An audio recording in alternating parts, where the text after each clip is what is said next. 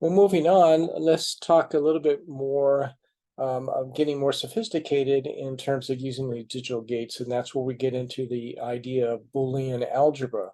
So Boolean algebra is where we can have these gates put together. So we're trying to basically program these gates. And so here we can see these different kind of gates that we've used to figure this out. And so here we're showing it in a gate fashion, and a Boolean algebra is another way that we can be thinking about how this would work. So Boolean algebra is related to the and, or, and not functions. And so here is just a summary of what we've talked about previously. And here is a listing of all of those gates that we've been exposed to, at least most of them, the ones that we're going to be using as we press forward. So logic operations is used to form Boolean equations. And so this is where we can start to see that we can get these Boolean equations by putting various gates together, and we can get as complicated as need be to capture an actual quote program of how we want to program that digital logic. And so these are some various laws: commutative law, associative law, distributive law. I'm not going to get into this, but this is how we can do manipulation of Boolean algebra, just like you have had some exposure in the past for basic algebra. So let's think of how we can develop logic gate circuits from Boolean expressions. And so logic gate circuits can be developed here. And so here we have an example where y equals AB plus C. We have one AND gate with the inputs A and B, and an OR gate with the input of C and the output previously from the AND gate. And so that's how we're seeing this laid out. And so this is that Boolean expression is what it looks like if you were to put it in terms of digital gates. Now we have a more complicated expression. So y equals A parentheses B, C plus D. And so it requires an AND gate, an OR gate, and then another AND gate with which processes the inputs of the inputs A and the outputs from the OR gate. And so this is how we're showing that, how that would work. So producing Boolean equations for a given logic circuit. So we can go the other direction. We can start with the logic circuit and then come up with a Boolean algebra. And so this is another thing that we can be doing. So we have this type of logic, and you could just start playing this together here. You're seeing an example of a 3-input AND gate, and you can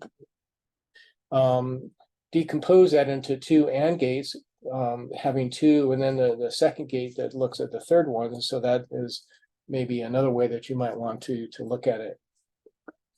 This little blip over here, means it doesn't actually connect. When you have a bolded dot, that means that there is a connection.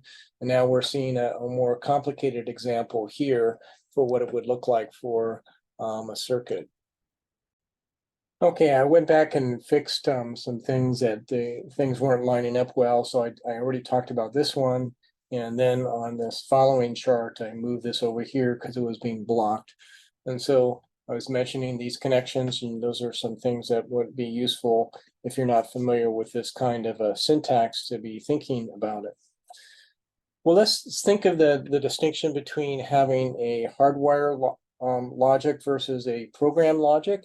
And so the term hardwire refers to that basically one wire is hooked in, so you have a fixed relationship that it can't be changed unless you electrically modify the interconnections. Another possibility is where we get into the programmable control, which is what we're talking about with this approach in PLC, where you have the ability to change this electronically without having to do any soldering or clipping wires or something like that. The most common PLC program language is the ladder logic, and this is what you're seeing is how it would look like for the laddering logic. We've been talking mostly about Boolean logic and digital gates. That's another way. So a ladder logic program consists of several rungs, each of which control an output. Each rung is a combination of input conditions. connected from left to right with a symbol that represents the output at the far right. And so this is historically when we were thinking about how you were actually doing wiring, it's kind of reminiscent of that. So there is a relationship between the relay ladder schematic and the ladder logic program and the equivalent logic gate circuits. And so here we have three representations of how we could be doing things in each one of those approaches. Two limit switches connected in parallel and used to control a solenoid valve. These are three realizations of that in a schematic, ladder logic, and gate logic ways of representing that. You can have two limit switches connected in parallel with each and in series with a pressure switch to control the pilot light.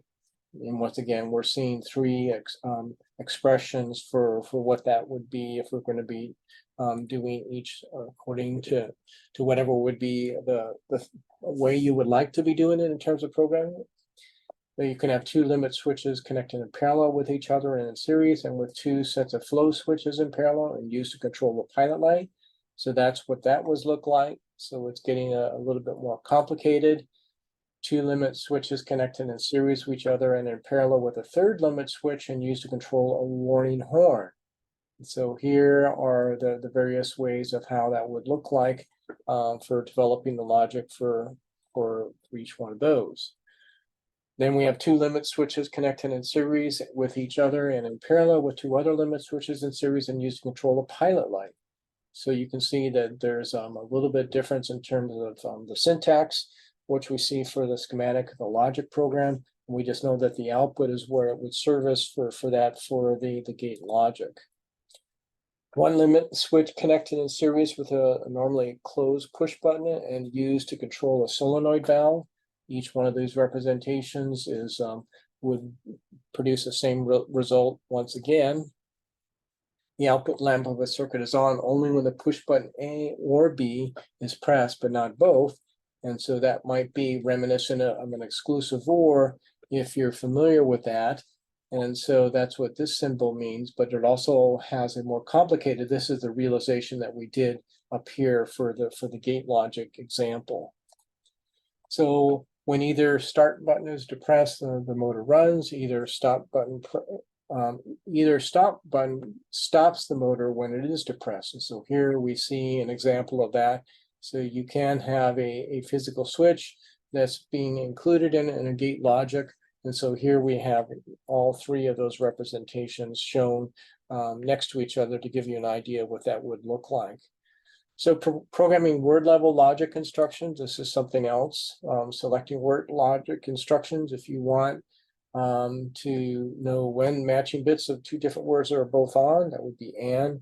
When both matching, know when one or both words are on, you would want to use or.